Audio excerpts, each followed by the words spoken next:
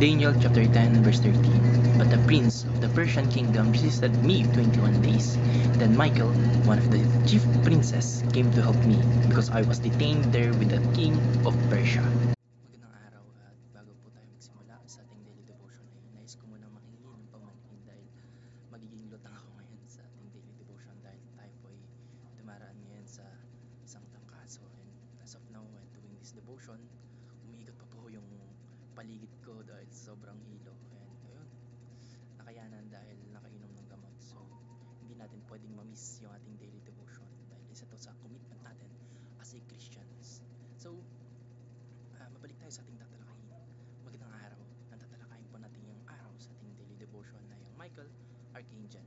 At ang una pong katuruan na natutuhan ko ngayong araw kay Pastor Hazel Ocampo ay Archangel Michael is assigned to special missions. Si Archangel Michael daw po ay hindi lang isang ordinaryong anghel.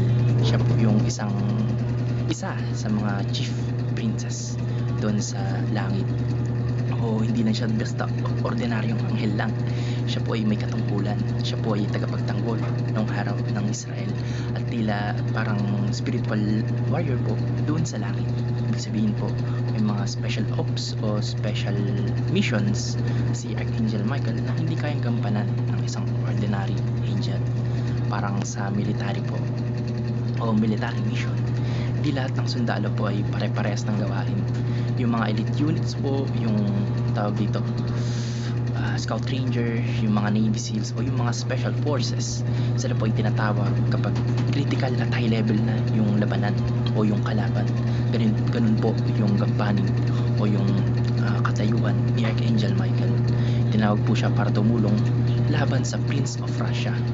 Kaya meron po siyang makapangyarihang spiritual na entity. At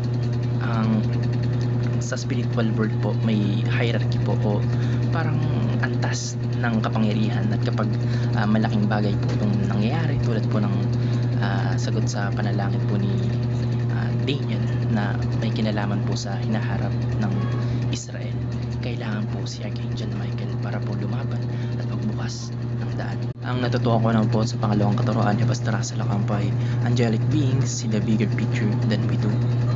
Tayo po bilang mga tao, limited lang po na po foresight natin o yung nakikita natin, yung mga nasa paligid lang o yung nasa present lang at the moment. Pero yung mga angelic beings po, gaya po ng anghel na kumakausap kay Daniel at that time, ay may mas malawak po silang perspective. Nakikita po nila hindi lang yung mga physical world, kundi pati yung spiritual realm. Sa Daniel chapter 10 po, hindi alam ni Prophet Daniel na habang nananalangin siya, may spiritual na digmaan din po na nagaganap sa langit. So kapag sa paningin nating mga tao parang walang nangyayari, tahimik lang yung langit, pero sa spiritual realm po may laban at may digmaan na nangyayari sa pagitan ng anghel at ng Prince of Persia. Ibig sabihin po, yung mga angel nakakaintindi ng mas malaking plano o bigger plan ng ating Panginoon Diyos. Alam nila yung mga hadlang, yung mga laban at yung mga details ng spiritual warfare na hindi natin naiintindihan o hindi sakop ng ating pangunawa.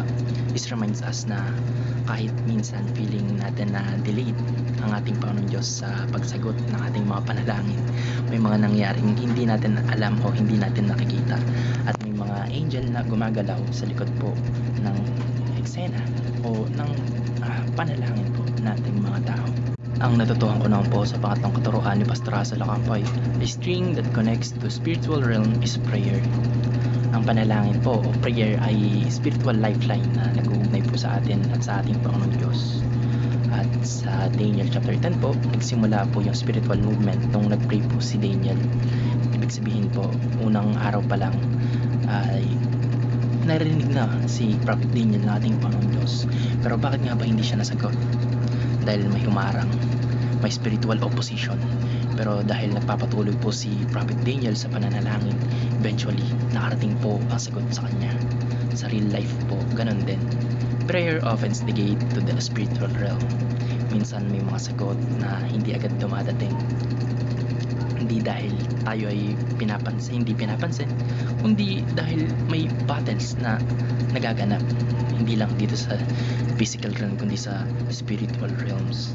At ang consistent po ng panalangin ay nagpapatuloy ng connection natin doon sa langit o sa ating Panginoong Diyos. Prayer is not just a wish, it's spiritual warfare, and it activates movement sa kabilang dimension o sa spiritual realms.